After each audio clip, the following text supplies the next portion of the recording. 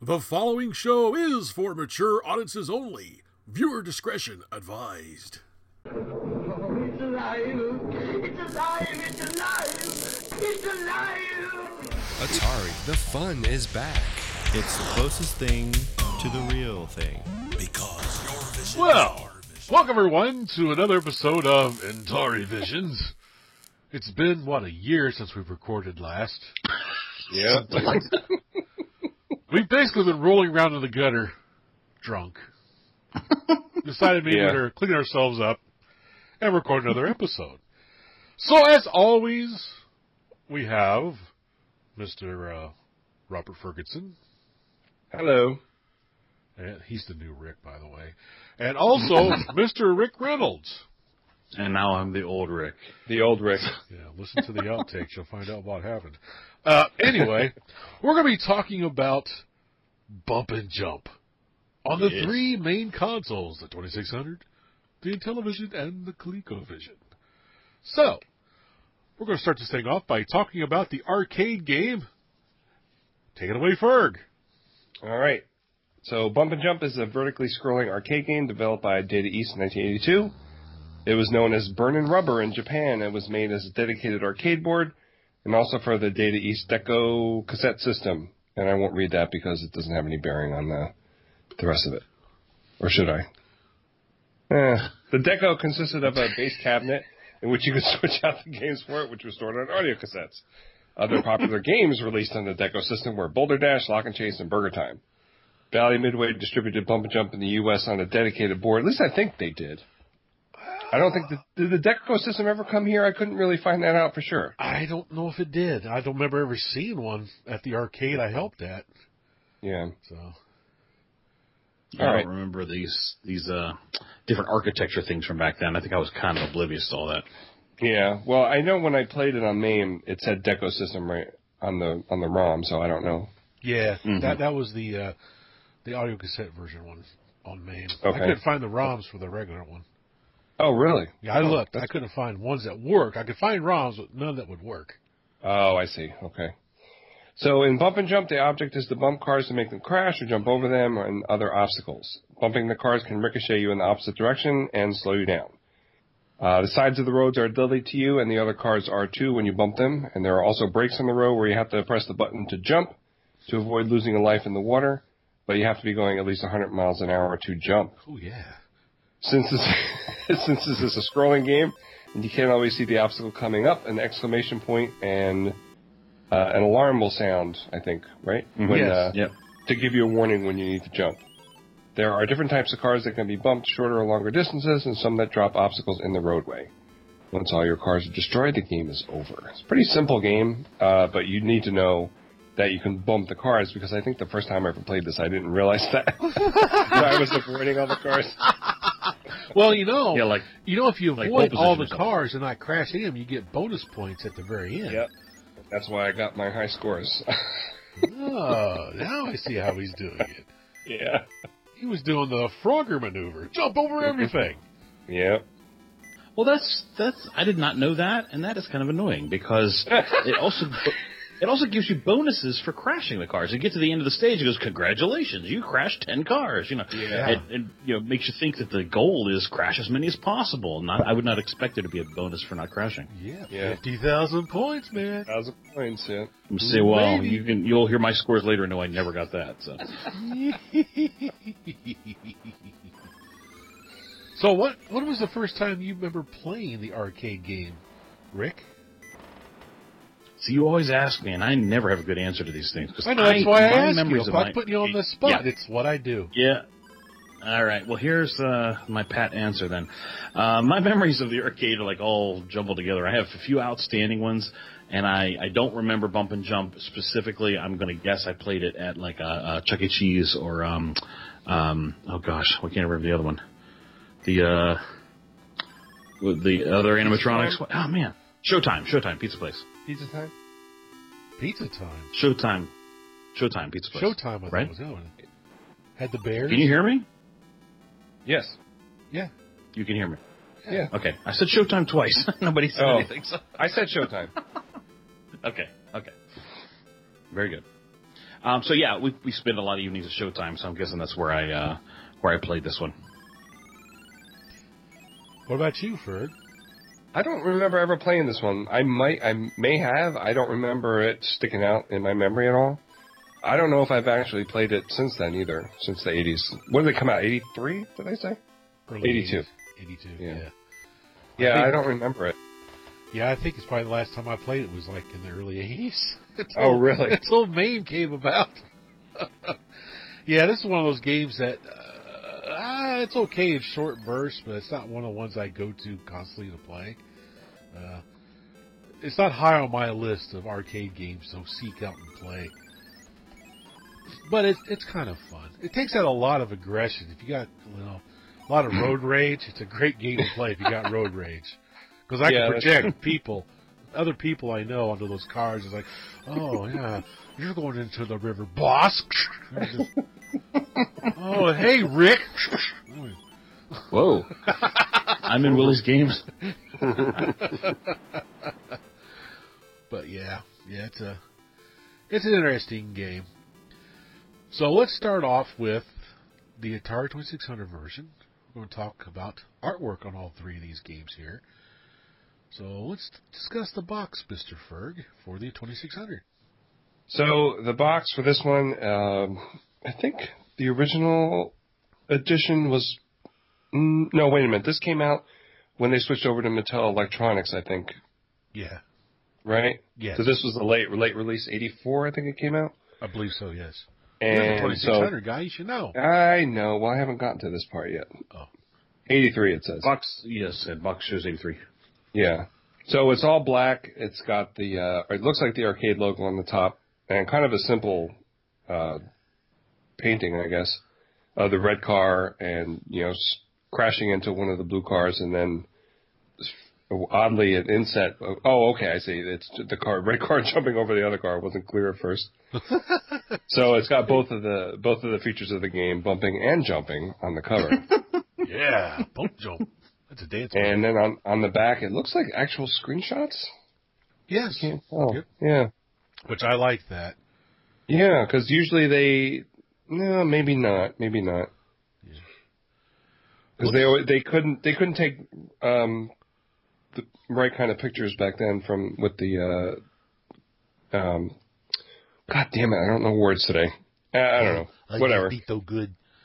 It's artist rendering. Artist rendering. Yes, that's what they do. So it's basically M Network, as most people know, is the Atari 2600 arm of Intellivision. So it's going to be pretty much the same as the Intellivision art. And I don't know, it's not the greatest art ever. It's okay. I like, it looks like a red Firebird on the front. Is that what it is? I don't know. That's what it looks like to me, is like a Firebird. The blue car looks like the SUX from RoboCop.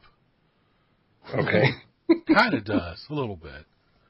But I kind of like that picture a little bit. I wouldn't mind having it on a T-shirt. It's kind of cool. Yeah, that would be a good T-shirt picture, I think. I think you're right. Now, of course, Mr. Reynolds, the Intellivision box, why don't we talk about that? It's pretty much the same, except it's a little bit different. A little bit. Same art, pretty much. I don't see... Look, I mean, it could be just the pictures that are chosen here for our docs, but like the colors aren't quite as bright. Maybe they're just muted a little bit, but it could be, again, the scan or something like that. But it's using the same artwork with a blue background, and it's got the rounded corners with borders that kind of was common for Intellivision games that Mattel Electronics had put out. So it doesn't have it's not got that early Intellivision style that was kind of all very similar. So it's definitely, but it is kind of fitting into that mold with the way the border is. Yeah. So it looks like an Intellivision game.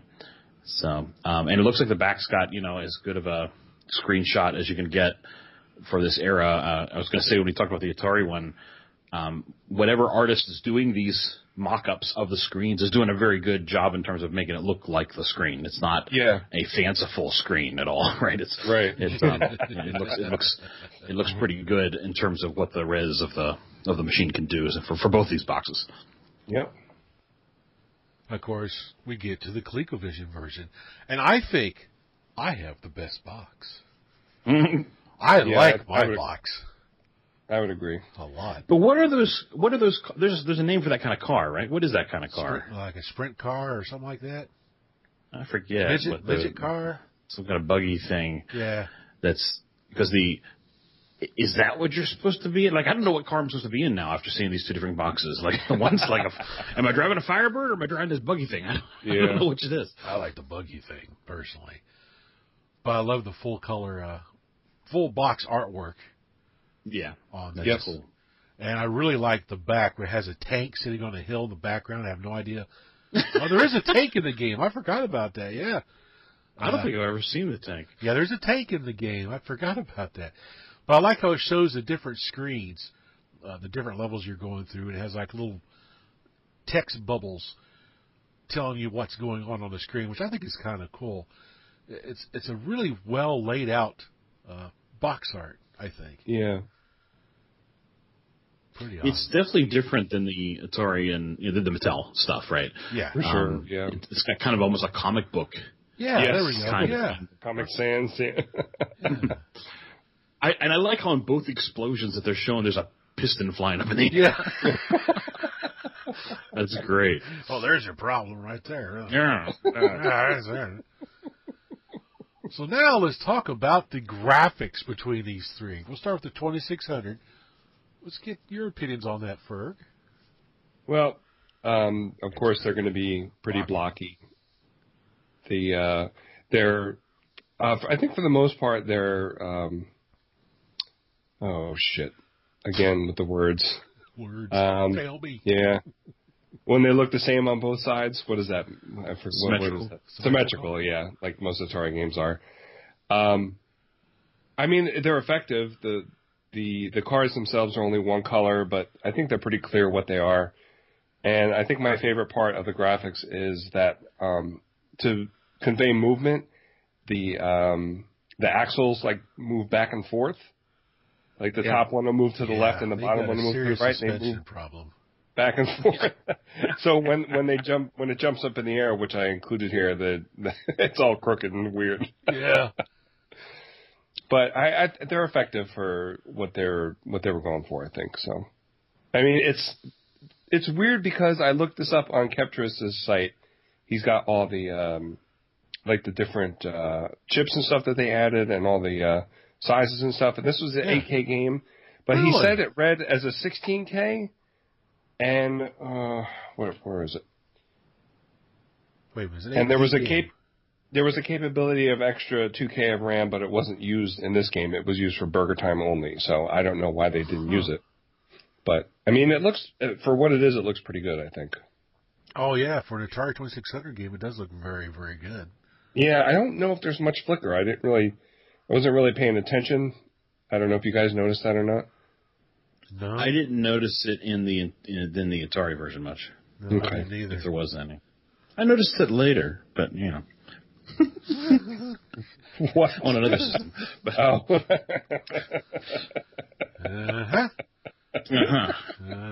Here we go. What do you guys think of the graphics? Well, you know, I had this game back when it first came out. I played it a little bit on my 2600. This is the one I'm most familiar with.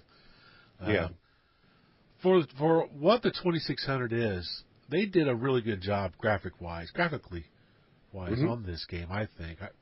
Like you said, it conveys movement really well.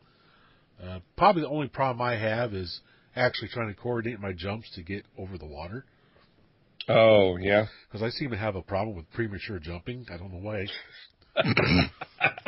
I know there's medication for that, I think. The alarms are different in every game. Yes, I did discover Into that. the 3 games, yes. It faked me out. Yeah. How about you, Rick? Yeah, I was impressed with the Atari 2600 version. This is the first one I played when I got them out to play this for the podcast here, and I popped it in. And I was like, wow, this is a pretty good looking game in terms of what you see on the 2600. It's 2600 blocky, but it's not like air-sea battle blocky. You know what I mean? Like it's definitely a good-looking 2600 game, I think. And as Ferg said, you can kind of tell what everything's supposed to be. And I was pleasantly surprised. My son actually happened to be in the room with me downstairs in our game room watching some stuff, and I popped this in, and he's like, "Wow, that looks pretty good for Atari." You know, he's getting to know these older systems, so it jumped out at him too when he first saw it. Cool. So, let's discuss the Intellivision graphics, Mr. Rick. Well, you got to talk about that wonderful opening screen there, right? I mean, yeah. I really like that. Yeah. It's. I know. I kind of felt like I knew what they were going for, but like it felt like are those round ball tires? Like what's going on here with those black ball things to the sides? But yeah, it's a little weird. The flame shooting out the back. Yeah. So it's a bit lying to you about what's coming in the game because it's showing you like a 3D perspective, like a heads-up display kind of perspective. Oh, I see what you're saying. Down the road, but it's actually a top-down game. Yeah. But it's a really cool opening screen, I was really impressed when that thing popped up. Yeah. So that's very cool looking. The Intellivision graphics really it does feel like you're taking a step forward from the Atari. You got a multicolor main sprite. The other cars that you're racing against or that you're bumping into, the bumping is they're all still single color sprites, but they made the player sprite be multicolored, which I think was the right decision. I think it looks a whole lot better.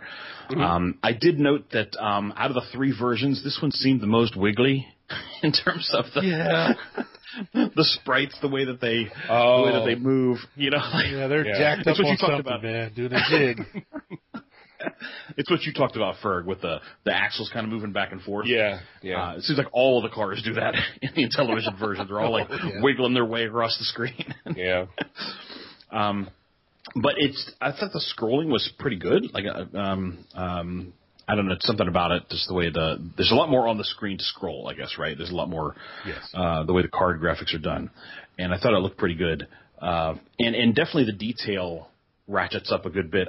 There were some, as I got further into it, there was some canyon-looking places that I got to that were like really like, oh wow, they've added some stuff to this instead of just like, jagged walls on either side and maybe a two-color thing. There was like a portion of it that looked like land, and then another portion that looked, as it was getting closer to the center of the screen, that looked kind of like it was dirt or rocks or something. They had definitely put more into it. Oh yeah, which I thought was really cool looking. On the one side, you have the little puddle that you have to jump. On the other side. I hit that on the. Yeah. I hit that on. I didn't get to that on the Intellivision if it's there. I got to that one on the Coleco. Drove me crazy. Yeah. But yeah, I was just really noticed the step up in graphics from the 2600. I did like that between stages now you get the little gas station. Yes. that fills you up. The Atari didn't have that. Atari had kind of a Yeah. You pull up like a little gas pump. Okay. Yeah. The Atari gives you a status screen. It says, okay, you made it this far. Now you're moving on to the next season or whatever, and then you're back in the game. The Intellivision and Coleco both have a little graphic of your car pulling up to a gas pump and same information, but it looks a little nicer. Let me see if I had anything else about the graphics I want to talk about. No, that's probably about it. Like I say, very wiggly. This version. Now the ColecoVision version. Well, I just want to say one. I'm sorry. I noticed that while I was playing that the cars in the Intellivision version resembled the cars in the 2600 version more than they did in the Coleco. Yes. I guess because it's the same company doing both games, pretty much. Yeah. I noticed that too. Yeah. And there was go ahead. Oh, I was going to say that another thing that I'm just remembering was. Another change, if you will, in the way the gameplay and the effects of graphics is now when you crash into a car, where the car exploded, you'll see the little 200 or the 300 at that location, whereas in the Atari it kept that score at the top. Like it would change the bonus would show up at the top where your score was temporarily, and then your score would come back. I think that was here where that changed. Yep, it was. Yeah, I noticed while I was playing too that there were some of the terrain parts where it looked like I was slowing way down, but I was actually still going 220 miles an hour. So I don't know. It had a weird, like the vertical scrolling didn't convey a lot of movement sometimes. Does that make any sense? You know how sometimes you're looking at a tire going forward and then all of a sudden it looks like it's going backwards? Yes. Yeah, that's kind of what it reminded me of. Yep. I don't think I saw that, but... So, ColecoVision version. Now, the ColecoVision version, the graphics are a little bit more refined, a little bit more smooth. You got some multicolored vehicles, and the buggy that you're driving has the round tires. It kind of looks like the buggy from the Intellivision intro. A little bit. Yeah. The animations are really good on the ColecoVision version. And I like when you jump, it has the shadow that follows along below you to give you an idea where your car is going to land. Yeah, that was the only one, right? Yeah, that was cool. That should help a normal person, but it didn't help me at all when I played this game. I just drove all over the place. Of course, probably because I had a little bit too much to drink. I should be driving and drinking on a video game anyway. Try a little cop car and pull up behind me or something.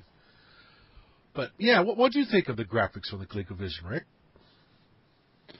Yeah, it just felt like one more colorful, right? Now the enemy sprites are multicolored as well as you are. If you're looking at the 3 in a row, in terms of like when the systems came out chronologically, this one's definitely got the best look to it. I really like the look of this one, and I think I like the buggy a little bit better on the Intellivision, but I liked everything else about the Coleco better in terms of the graphics. More colors, although it is more fun. So we like to bring up this. More colors, more pastels. More pastels. There we go. What do you think of them, Ferg? I didn't think it was as pastel-y as other ColecoVision games. I liked all the colors on the different cars. All the cars are multicolored. What else did I have written down here? And again, after coming from the Intellivision with very primary color looking with the blues and stuff. Well, that's true. That's true. Yeah. Well, both the Intellivision and the Coleco had more of the causeway situation. Did you guys ever use any of the causeways? No. No. But they were more. They were. How do I say it? They looked different. They were a lot different than. I didn't even notice that there were causeways in the Atari version until I looked at the manual. But I don't know how the hell you could make it through the causeway on the Atari 2600 version because they're really narrow. Yeah. So, but I really like the graphics on this version. There wasn't a title screen on this, was there? No. Just a regular 12-second, bump and jump. Right. Or whatever. Yep. But yeah, I had the same problem on some of the straightaways with the sense of movement. Like it was kind of slowing down for me. I don't know if it's just my eyes or I don't know. He's freaking out serious, man. Woo! So, gameplay. We'll start with the 2600, Mr. Ferg. What do you think of the gameplay of the 2600 version? I think it's pretty good. It's fast. It's no, bare bones gameplay, no frills. I guess you're just, there's not a lot of points where you have to jump into like an island and then jump over another one. And if you do have to jump on an island, you don't. On the other games, you kind of have to time it where you jump early. Mm-hmm. And on this one, I don't think you really need to do that. There was only, I think, on the first level, you get one of those on the 2600 where you have to jump on an island and then keep jumping. I think the alarm was the longest on the 2600 version. Mm-hmm. And what else? Oh, there was the green car turns black when the oil slick is getting ready to come out of it. Mm-hmm. It just automatically does that. Not like the Intellivision game one where it goes from blue to black and you don't know when the oil slick is going to come out, but you do in the 2600 version. Yeah, I noticed that. And the first time I was like, oh, it's just an oil slick. I can go through it. But no, you can't go through it. It's an oil slick that acts more like a boulder. Yes. You're just dead. Yeah. It's very chunky oil. Like, is this guy hauling boulders up the road here? Because what in the world? Yeah. Yeah, you would think it'd make you spin out or something like that instead of kill Yeah, you. like in Spy Hunter, I think, right? Yeah. Well, there's not much variety in the courses as there is in the other games, but I think it plays pretty quickly, and you get a good reaction time with the joystick. So I'm biased, of course, because I grew up with the Atari joystick, and I have trouble with the Coleco and the Intellivision controllers. So, yeah. Well, I used my my Epix 500 XJ when I played this game. Mm-hmm. It works really well. The hardest part playing this game for me is trying to judge where to hit the car to keep myself from being thrown halfway across the screen. Yes, I think you're right. This one had the worst of that. Yeah. It shot you a lot of, especially the Skull and Crossbones one shot you almost all the way across. Yeah. So that was not my experience. No? I'm going to complain when we get to Intellivision about that that one killed me all the time. I felt the Atari, I had the most control. Like when I would bump into stuff, I would get control of my car back more quickly. That's what I felt like. Okay. So that's interesting that you guys saw it the other way. Yeah. Oh. So let's talk about the Intellivision version gameplay, Rick. Yeah, okay. Well, just about the Atari real quick. The only thing I was going to add to what you guys had said was I found my hand get a little bit of a cramp. Oh, yeah. You have to hold the joystick forward the whole time. Yeah, So that's kind of an issue with that joystick controller. Yeah. So I can't do that forever. I could as a kid, but not anymore. Not anymore. So. That's true. Very true. All right, Intellivision controls. Yeah, so you use the disc, and if you're used to Intellivision gaming with the disc, particularly for driving games kind of things, right? You hold the front, and then you kind of just slide your finger from left to right. It almost feels like a steering control when you're doing it that way. So I thought that it controlled pretty well, except for what I'm about to complain about, which was I felt like my car had so much more momentum in the bumps, and particularly the bumping into other cars, and even the takeoff and from a stills point, it felt like the car was just heavy, like it had a lot of momentum to it to get started, but then it felt light when I bumped into stuff, like I'd crash into and I'd get thrown clear across the road, and I would lose a lot of speed off of a bump. I'd bump into a car. If I bumped into 2 or 3, boom, I can't even jump anymore because I've lost so much speed. Yep. I didn't notice that with the other two as badly. So I found for the Intellivision version, I actually enjoyed the game more when I played like pole position, just avoid everybody, just go as fast as I can, and so I wanted to play instead of bump and jump, I wanted to play just jump. That's called jump and run. Anybody, Jump and run, jump and go, jump and go. But just wanted to just keep going. If you're at full speed, your car is going to be roughly halfway up the field in terms of the way the scrolling is. You're about halfway to the halfway point of the screen. I just kept trying to stay there, weave my way between cars, and try not to bump into anybody. Because I swear, I'd bump anyone, even just slightly, and I'd drop from 220 down to 150 or something. It was a huge change in my speed. So I didn't. The inertia, something about it made the game less fun to be crashing into things. Then particularly the Atari, I felt like I had a lot more control on the Atari cars bumping into things. But then you guys talked about getting thrown around the screen, so maybe I was just lucky or something. I don't know. Yeah, you were just lucky. Yeah. So I did really start when I first started playing this. I was really enjoying it as a step up from the Atari. But then the more I played it, I felt like this momentum thing is killing me, and it wasn't. It honestly started getting less fun. So really, yes, yeah. So for me, I wanted to just avoid the cars in this version. Yeah. Yeah, that's one thing I noticed when I played this is you could lose your momentum really easy if you bump more than one car. There's a lot of times where I'd have like 4 or 5 cars in front of me constantly bumping me. I couldn't get up above 50 miles an hour, and I would crash into the water because I couldn't jump. Mm-hmm. Aggravate living daylights out of me. But, I controlled fairly well with the Intellivision control. Like you said, using it like a steering control. That worked really well. Yeah. I'm pretty impressed with it. And at least, again, I'm very familiar with it. I'm very used to the Intellivision controller, obviously. So my hand didn't cramp up at all playing the Intellivision version because I don't feel like I have to constantly be applying pressure to the controller. Yeah. You know, an iron thumb. Yeah. What do you think about it, Ferg? I like the control myself. I was kind of dreading it because I think the Intellivision controller for me it's really hard for me to get used to, but it was really nice on this one. But unlike Rick, for this one, it was the hardest for me to bump any cars off the course and destroy any. I think I got maybe like up in the 20s on the Coleco and the Atari, but on this one I barely made like 10, 12 of them. Yeah. Every time I played. That rings true for me too. It felt like you'd think you're going to nail them, and they would just kind of recover as they get close to the edge and come back after you again. It's like, come on, guys. Yeah. And they didn't get tangled up with each other as much as they did in the ColecoVision version. I don't think they did it all in the 2600 version. There was something you said that now.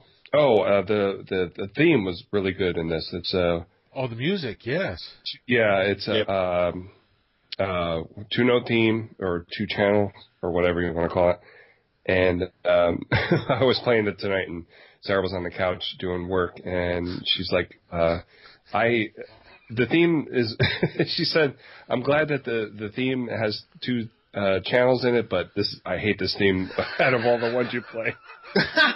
Even though it's the same as all the other ones that I hate.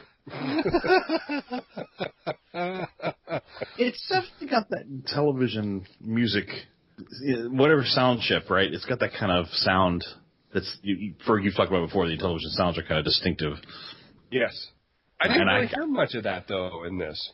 I don't have the experience with Intellivision games that you have, but I didn't hear that explosion that I always hear, which was nice. No, yeah. Well, so if we're going to talk sound a little bit, this is the one that I was like, I just played. I turned up the volume on my TV to get some more exposure to the sounds on my second playthrough, and I'm playing this one, and the bumps are these little bleep bleep. Oh, I hated that sound so much. I hated that. The other 2 versions, it sounds like you actually hit something, like and television's like bleep bleep. I was like, okay, Ferg's gonna hate this. That was my first thought. I know Ferg hates this. I did.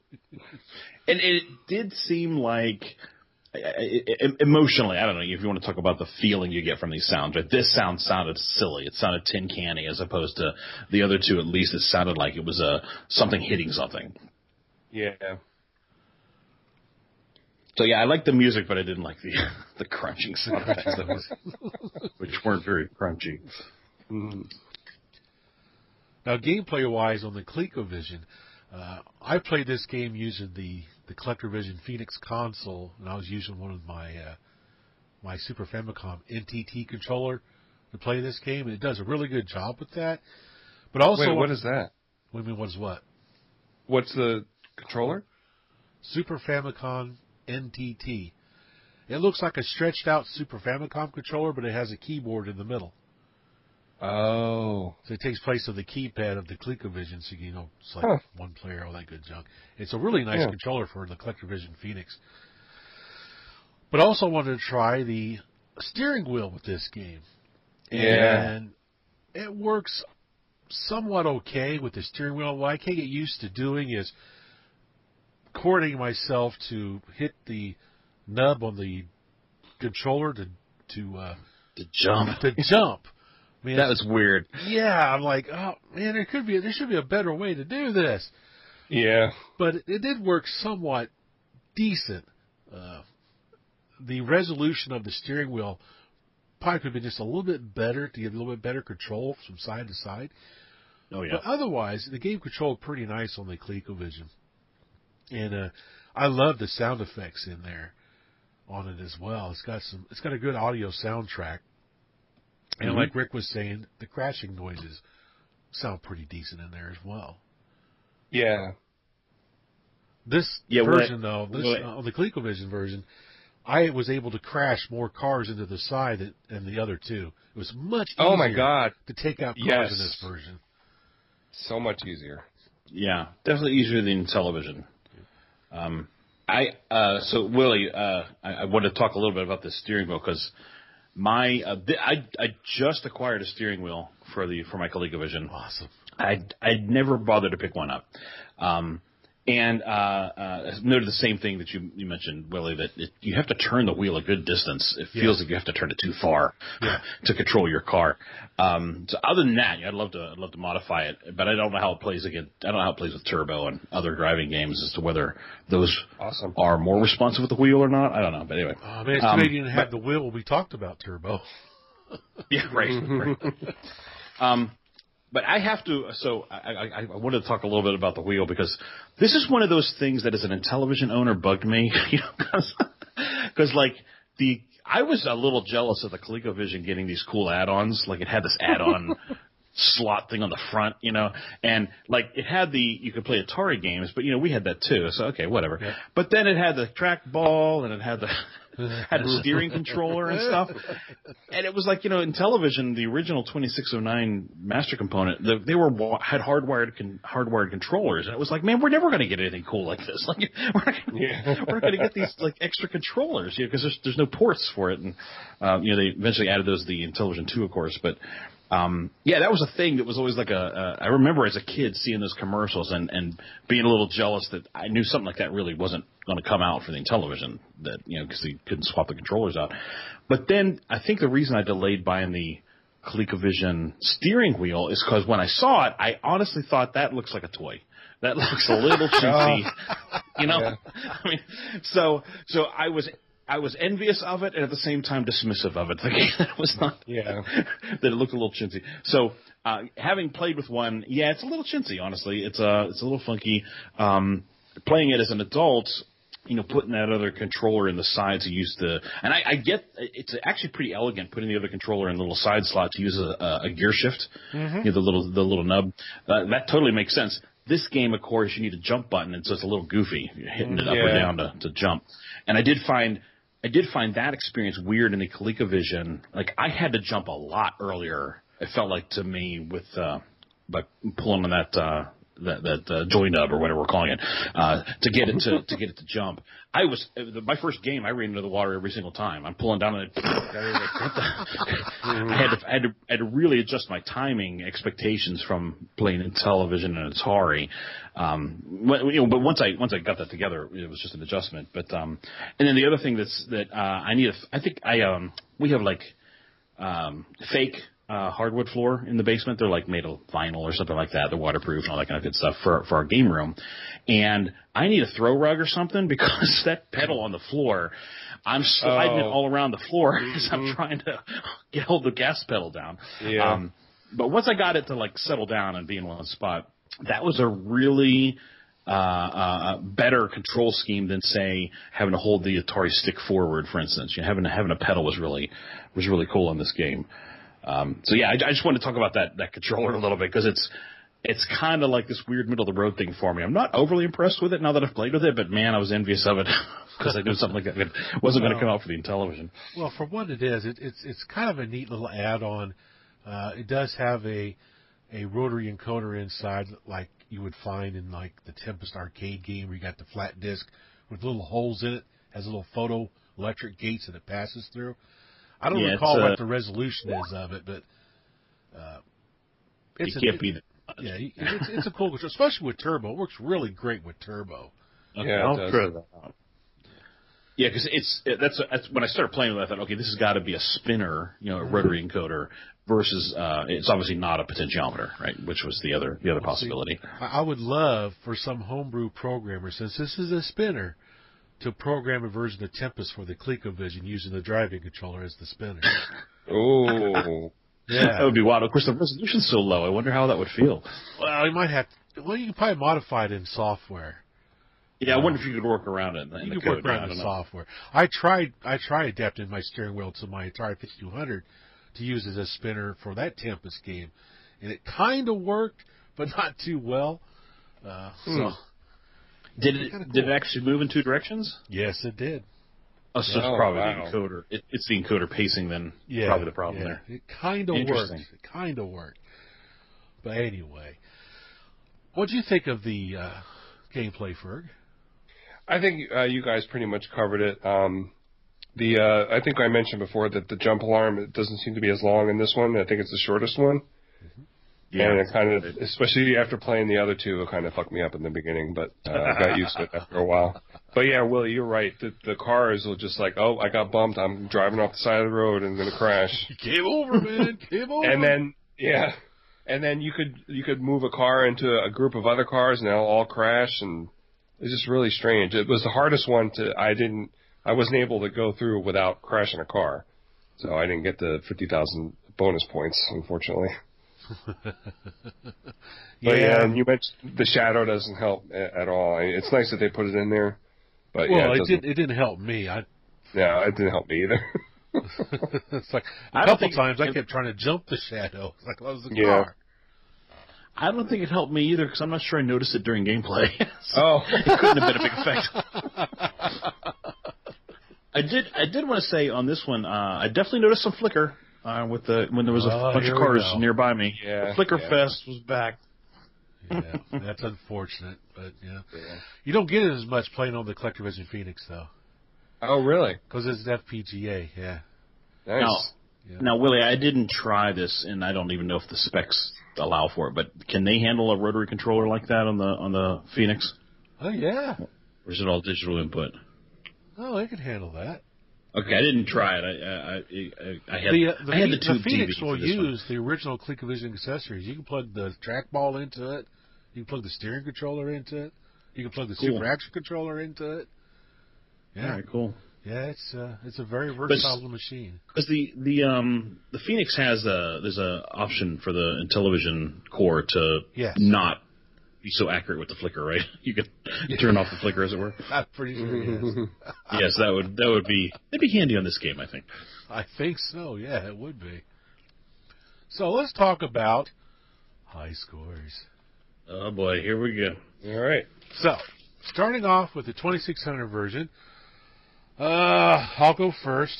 I'll be the one to be embarrassed. 22,536. Who's next? Rick. I'm only at 23,556. Ooh, barely beat me. What about you, Barely, yeah. Without the bonus points, I got 30,588, but with the bonus, I got 58,912. That's the way to do it there. Yeah. That's what I should have did. I was busting my butt today trying to beat your score. I even tried it on the little portable I was carrying around with me. Who was at the grocery store trying to beat your score. It's all around town. All around town. I'm driving around. My wife was about ready to throw this thing out the window, man. That music was driving her crazy. Ding, ding, ding, ding, ding, ding, ding, ding, ding, ding, ding, ding. Her eyes started twitching like Inspector Dreyfus from the Pink Panther. The Intellivision version. Let Rick start off with this one. I only got 6884. Oh, wow. How about you, Ferg? 52,572. What? Jeez. That's with the bonus, but without the bonus is 10,748. No, the bonus is fine. We have to let that stay because that's part of the gameplay. I got 15,952. Well, nice. I could not get the Intellivision to throw me a bone. Every game I played, I was just dying it. So yeah, not my favorite. So ColecoVision, Ferg, what was your score on that one? 42,800. And Mr. Rick? 46,388. Oh man, 51,980. Willie, I finally won one. That's without the bonus. I finally won one. Very nice. It's been forever. It took me a long time to get that score on the Coleco. Whew. Yeah, I played the ColecoVision version quite a bit. Yeah. So, out of the three, which one is your favorite, Ferg? This is really hard because I liked different aspects of all three of them. Mm-hmm.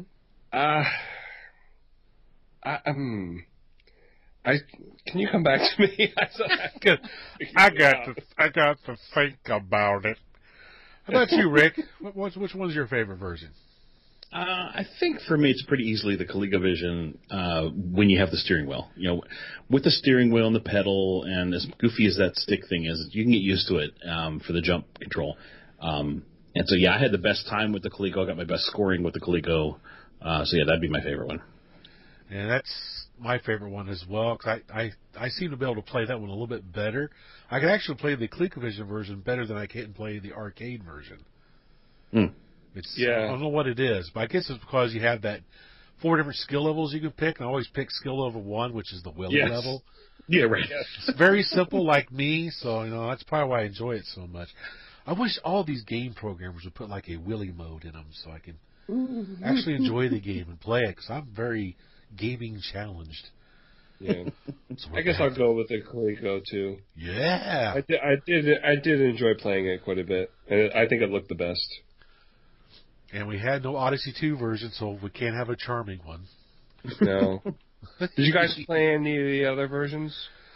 I played the version on the Commodore 64 a little bit. How was that? It's pretty good.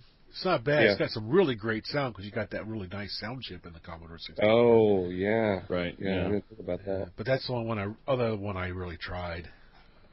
I played the arcade version on the emulation station you sent me, Willie. Uh-huh. And the one, it's really hard, first of all. Oh, yeah. I don't think I got over 5,000 points. I did hard. notice, though, when you start up, it's kind of jerky when your car is kind of, it's weird. Yeah. None of the consoles did that, I don't think. No. How about the NES version? I didn't play that one. I got the actual cartridge here, but I didn't play it. Yeah, it's really strange. It looks like candy. It looks like candy. Yeah, I don't like the they did different music for each stage. I don't like the music at all. Is that a Tootsie Roll? What is that over there? I don't know. It just the cars are really brightly colored and delicious looking. Delicious looking, yeah.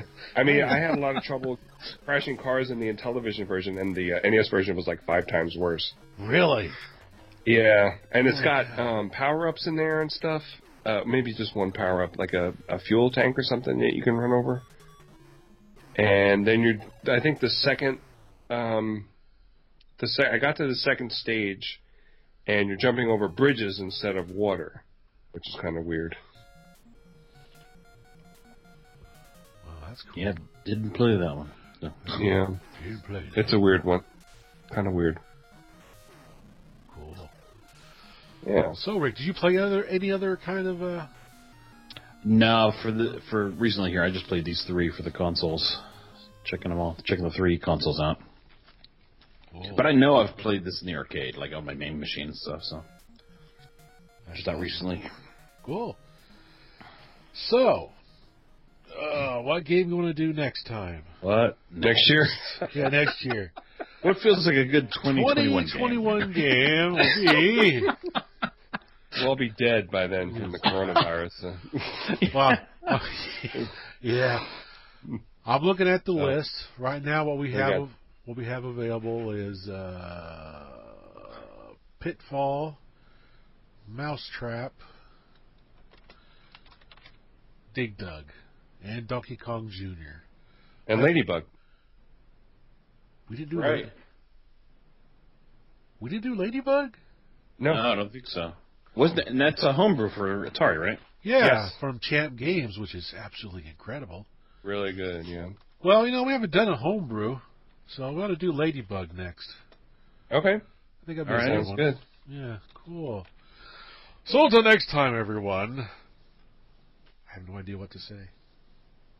It's been so long. Have a great year. Have a great year, guys. Yay! May your 2021 be filled with joy. Atari Video Computer System. More games, more fun. No other company offers you as many different video game cartridges as Atari. I played on ColecoVision. I played on ColecoVision. Mattel's M-Network and Imagine. We played them on ColecoVision. Intellivision from Mattel Electronics. In my opinion, if you try them both, there's only one conclusion you can come to. More games, more fun.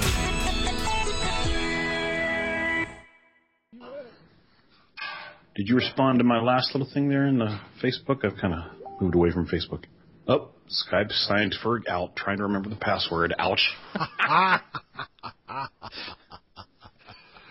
Ferg, you got to do multi-host podcasts more often. Ferg's typing sexy monkey 49. Yes, he hasn't used Skype in a long time. You need to start singing. You do that to me when I'm not on yet. I know.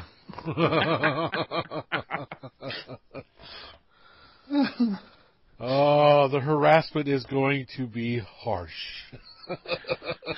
Ouch. Ow.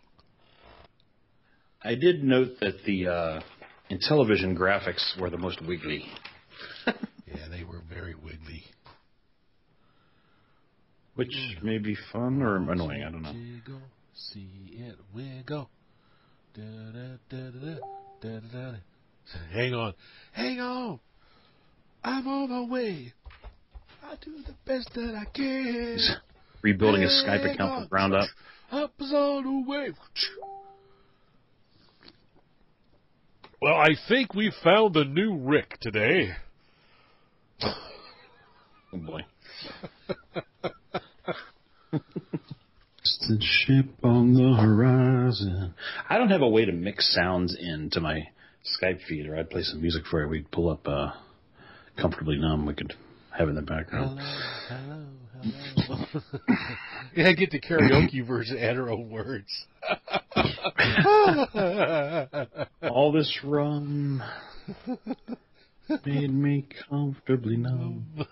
Yeah. Oh, there we go.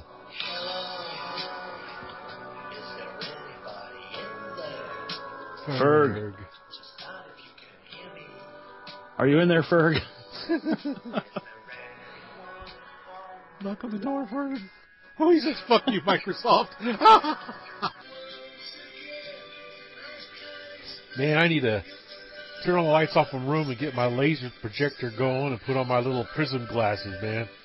Yeah. Or project Tempest on the ceiling while I'm listening to this.